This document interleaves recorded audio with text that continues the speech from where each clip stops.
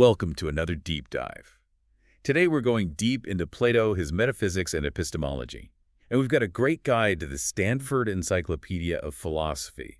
I'm sure you're already familiar with some of this stuff, but trust me, even for seasoned philosophers, there's always something new to discover in the classics. Absolutely. Plato is endlessly fascinating, always layers to uncover. To kick things off, maybe we can quickly recap the three branches of philosophy: ethics, epistemology, and metaphysics. Sure. So ethics is all about morality, right and wrong, Yeah. how we ought to live. Epistemology focuses on knowledge. What is it? How do we get it? Can we even be certain of anything at all? And then there's metaphysics. That's the big one. The nature of reality. What exists? What does it mean to be? And Plato, he really weaves these branches together. His ethics, with its focus on virtue and the idea that true happiness, depends on knowledge, it's directly connected to his epistemology. It's like he's saying, hey, if you want to live a good life, you need knowledge. But to get knowledge, you got to understand what knowledge even is. Exactly. And that takes us straight into metaphysics, because to understand knowledge, you have to understand what there is to know. What is real? It's all connected. And speaking of metaphysics, let's dive into this concept of being. The core idea of metaphysics. What does it mean to exist? The very essence of existence. And we can't forget Aristotle here. He really fleshed out this whole concept of being. Oh, absolutely. He kind of broke it down, identified these three key factors involved in defining being: the subject, the property, and the connection between them. It's like, think of Socrates. He's our subject. Socrates is wise. That's a property. And the connection between Socrates and wisdom, that's what metaphysics tries to untangle. Okay, I'm following you. Now, before we go full on Plato, let's talk about the thinkers who influenced him: Heraclitus, Parmenides, and of course, Socrates, his teacher. Yeah, each of these figures, they really played a huge role in shaping Plato's thought. Heraclitus, he's famous for this idea of everything flows, the ever-changing nature of reality, right? But then you have Parmenides. He argued for an unchanging, singular reality. Change is an illusion. And then there's Socrates. With his relentless questioning, he was all about ethics, concepts like justice and piety. And it gets really interesting here, because how do we untangle Socrates' views from Plato's, especially when we only have Plato's dialogues as our source? It's this whole Socratic question, right? Who's really speaking in those dialogues? Yeah, that question of influence, it's kind of tied to the evolution of Plato's thought, too. Scholars often divide his work into these three periods: early Socratic, middle, and late. Each period seems to show a shift in focus, how his ideas developed over time. So the early dialogues, they're mostly about ethics. But then in the middle period, bam, the theory of forms emerges. Exactly. And this shift has led to this whole Unitarian versus developmentalist debate among scholars. Did Plato's views stay the same throughout his life? Or did they evolve? Did he have this huge plan from the beginning? Or was he, always refining his ideas? It's tough. I think a nuanced view is more likely. There's probably both continuity and development. Yeah, I tend to agree. A bit of both. Now, to the heart of the matter, Plato's theory of forms. Okay, so in a nutshell, the theory of forms says that abstract, perfect entities, these forms, exist outside of space and time, kind of like blueprints for everything in the physical world. So for every concept, beauty, justice, whatever, there's a corresponding form: beauty itself, justice itself. Right. And Aristotle gives us some insight into how Plato took this concept of universal roundness, for example, applicable to all these different objects, and he kind of separated it, saying there's this distinct form of roundness, which was different from Socrates, who focused more on ethical universals that we find within our world. So while Socrates, he used his elenchus, this method of questioning, to try to figure out the essence of justice and stuff, Plato took it further, saying these forms, they exist independently, beyond our senses. And a key text for understanding all this is the Phaedo. Yes, the Phaedo is crucial. It's where he argues for the soul's immortality. Yeah. And he contrasts the unchanging nature of forms with this ever-changing material world. Right. In the Phaedo, he introduces this idea that forms are like auto kath auto, existing in and of themselves, perfect, simple, indivisible.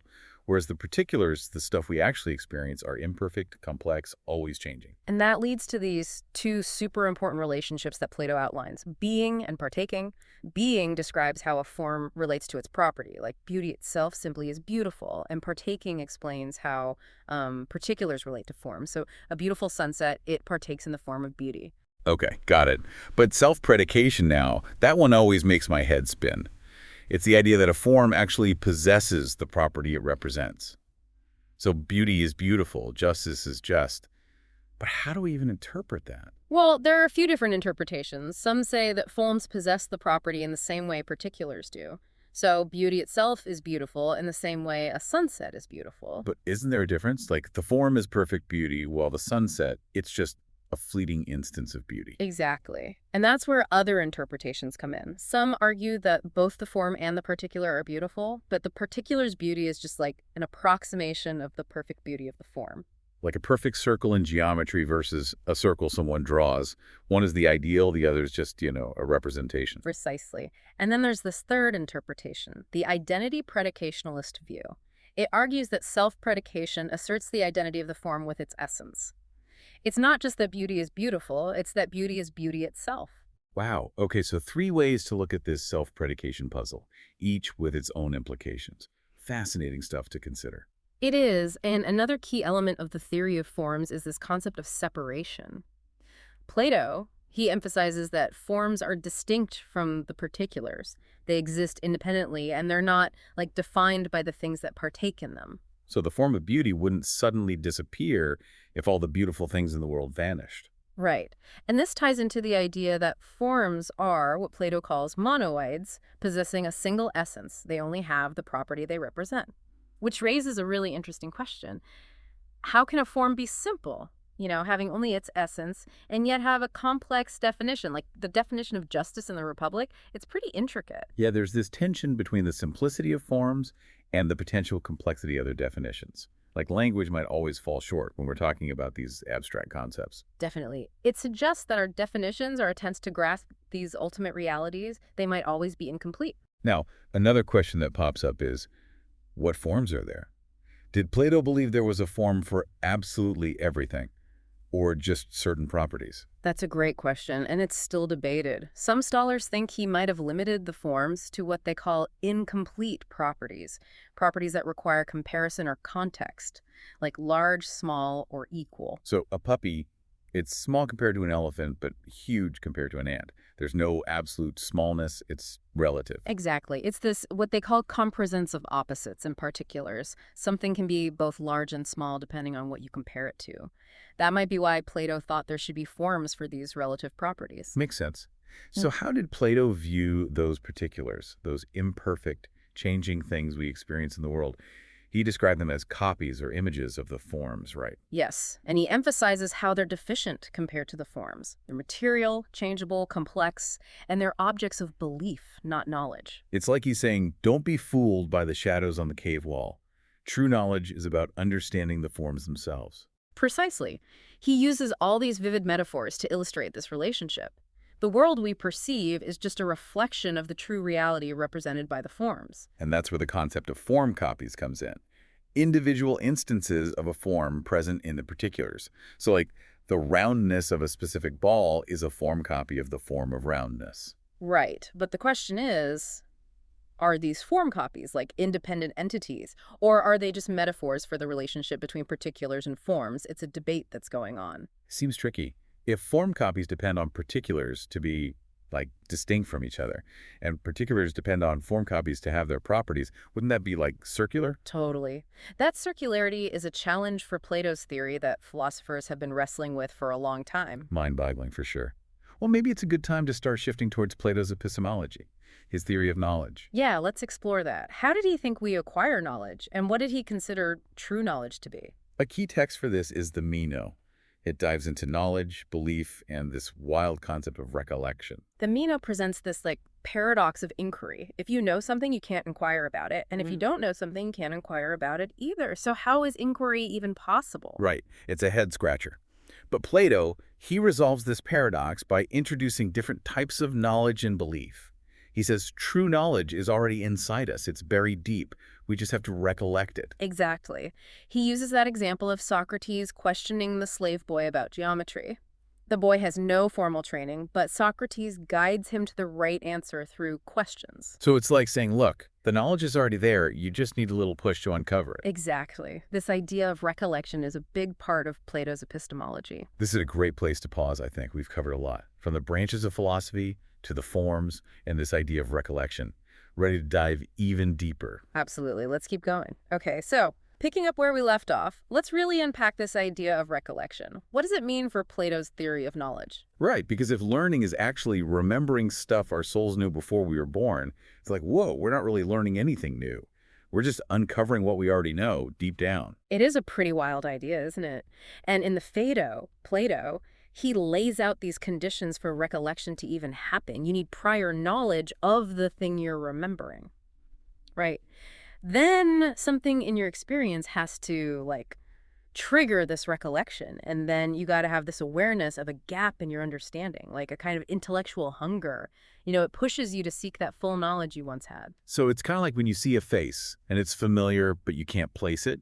You've met this person before, but you got to dig through your memory to make the connection. Exactly. It's that aha moment. Things click into place. Now, there's this debate about how far this recollection goes. Does it apply to everything we learn? Or is it just knowledge of the forms? Like, are we recollecting, say, the Pythagorean theorem? Or are we recollecting the form of triangularity itself? Big difference. Huge difference. And there's the challenge of explaining how we can even recognize something we've never encountered in this life. Like if our souls knew it before we were born, how do we even know what we're looking for? Yeah, it's a real brain bender. Which brings us to the Republic and some of Plato's most famous analogies. The sun, the line, and of course the cave. Right. These analogies are just brilliant. They show us the relationship between the world of forms and the world of appearances. Like in the sun analogy, the good is like the sun, illuminating the intelligible realm, just like the sun lights up our world. The good is the source of both knowledge and the being of the forms themselves. It's like he's saying, to understand reality, you got to see the light, literally and metaphorically. Absolutely. And the line analogy takes us even further, dividing both the intelligible realm and the visible realm into these segments. So at the very top, you have the forms. That's true knowledge. Then mathematical objects and reasoning. Then in the visible realm, you have physical objects. And at the very bottom, shadows and reflections. Like a hierarchy of reality. The forms are at the top, the peak of knowledge. Exactly. And each segment is linked to a different way of understanding. At the highest level, you have nous, intellect, the faculty that grasps the forms. Okay, and then the cave, right? Maybe the most famous analogy. The prisoners, chained in the cave, they only see shadows on the wall. They represent, like most of humanity, trapped in this world of appearances, mistaking shadows for reality. Totally. And the prisoner who escapes the cave and sees the sun, he represents the philosopher, the one who ascends to the world of forms and grasps true knowledge. Such a powerful image.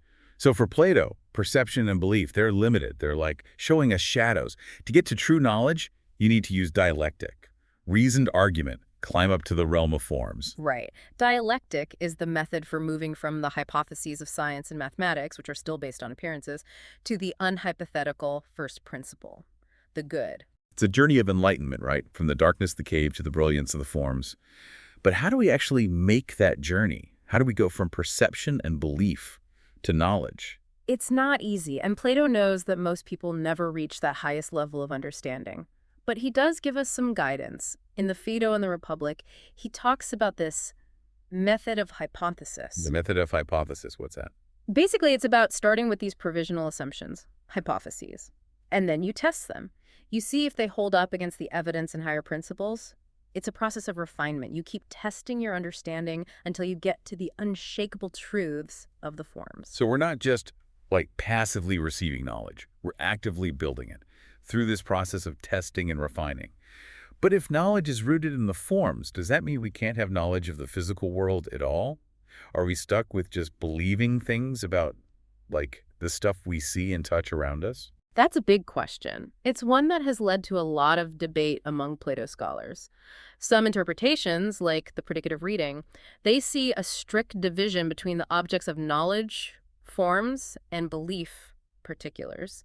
So yeah, that would mean knowledge of the physical world is impossible. But what about the veridical reading? We talked about that a bit earlier. Doesn't that offer a different way of looking at it? It does. The veridical reading focuses on propositions as the objects of both knowledge and belief. So the same proposition, like this table is brown, it can be both believed and known, depending on what justifies that belief. So I could believe the table is brown just based on what I see, but I can know it's brown if my belief is based on, like, understanding the forms of brownness and tableness. Exactly. Proponents of the veridical reading say that Plato does allow for knowledge of the physical world, but it's a knowledge that's grounded in the forms. The forms give us the framework for understanding, the ultimate reference point. So it's like the forms are a blueprint, a reference point for understanding the world. We can have real knowledge of stuff in our world, but it depends on understanding the forms. It's like seeing the world through a philosophical lens. That's a great way to put it. The forms are the foundation, the bedrock of intelligibility. They allow us to go beyond just perception and belief to a deeper, more solid understanding of what's around us. I see. It's not about ignoring the physical world. It's about seeing it in relation to this higher, perfect reality. Exactly. And all of this connects to another fascinating aspect of Plato's epistemology, the role of intuition versus reasoned argument in acquiring knowledge. Some scholars, they're called intuitionists, they emphasize these moments of direct apprehension, like you immediately grasp the forms. That's what Plato describes in those analogies from the Republic. Like the prisoner who escapes the cave. He sees the sun for the first time, and it's this sudden, overwhelming realization. Precisely. But then there are other scholars, the holists, and they emphasize reasoned argument, the step-by-step process of dialectic that Plato lays out. They say knowledge of the forms is gradual, you build it up, and it needs, solid justification. It's not just about having these aha moments. It's about carefully building this, coherent and well-supported understanding. Exactly. And holists, they often point to how Plato insisted that true knowledge means you have to be able to give an account, a logos, for what you know. It can't just be a feeling or a hunch. For Plato, true knowledge has to be reasoned and demonstrable. You can't just say, I know it because I feel it. You have to explain why you know it and how you got there. Right. And this whole debate between intuition and holism, it just shows how complex Plato's epistemology is.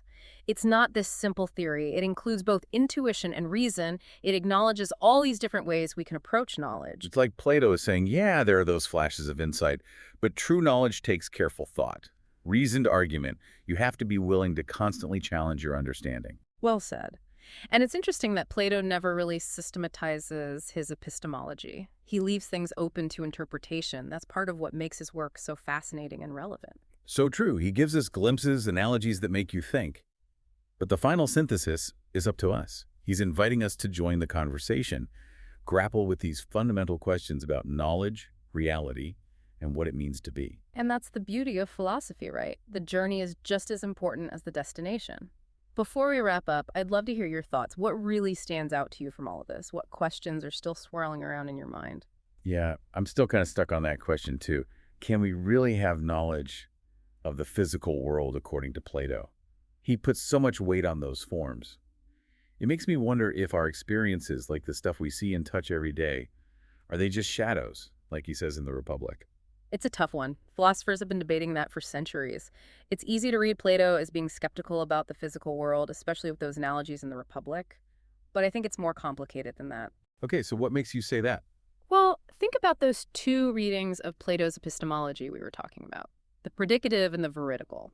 The predicative reading, with that strict division between forms and particulars, it seems to rule out knowledge of the physical world.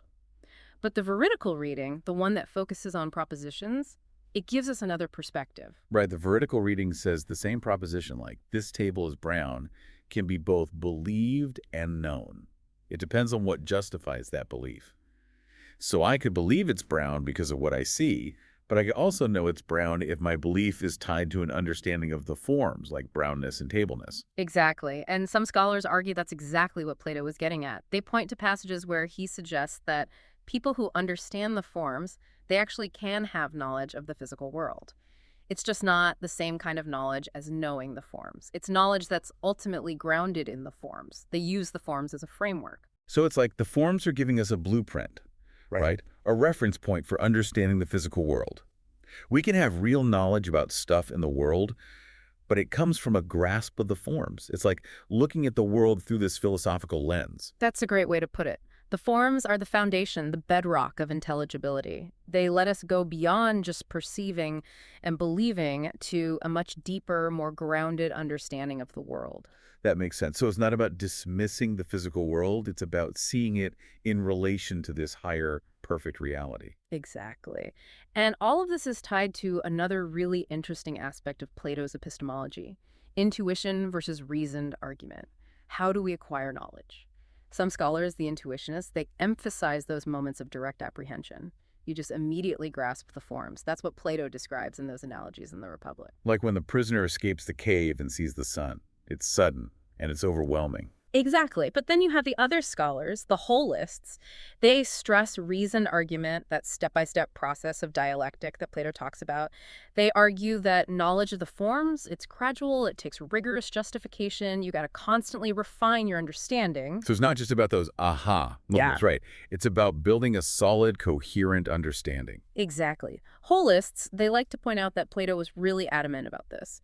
True knowledge means being able to give an account, a logos of what you know. You can't just have a feeling. True knowledge has to be reasoned and demonstrable. You can just say, well, I know it because I feel it. You have to explain why you know it and how you arrived at that knowledge. Right. And this whole back and forth between intuition and holism, it just shows how complex Plato's epistemology really is. Yeah. It's not just one simple theory. It's got both intuition and reason. It recognizes all these different ways we can approach knowledge. It sounds like Plato is saying that the path to knowledge is a journey. It's got those flashes of insight, sure, but also careful reasoning, questioning everything, and being willing to always challenge and refine what you think you know. That's a great way to put it. And it's important to remember that Plato never gave us a perfectly systematized account of his epistemology. He left a lot open to interpretation, and that's one of the things that keeps his work so interesting and relevant, even now.